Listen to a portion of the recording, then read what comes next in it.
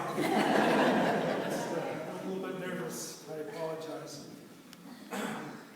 As a young child, I always believed in God as far back as I could remember. And, prayed to God and, Jesus and salvation and heaven.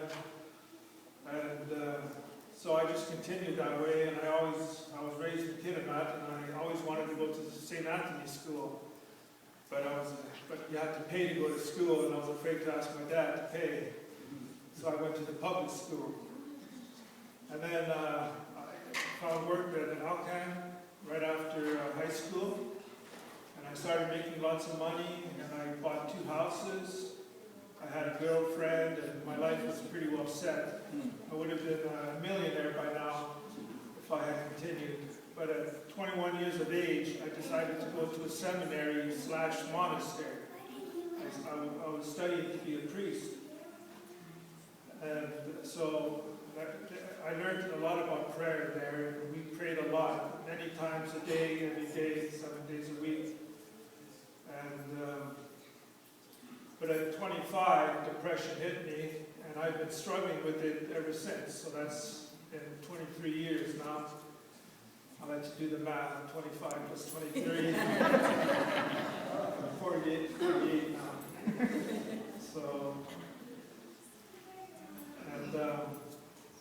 I gave it all up to go to the seminary. I gave up marriage, I gave up money, I gave up children. And after the depression hit, I started to go in circles in my spiritual life. I couldn't find a follow-through. I searched and researched, and I went to different churches, and it was all very good, but I've experienced that all before. So when I went to the conference in February, there was something new there about the Seventh-day Adventists. They were very welcoming. I know that Troy would sit beside me.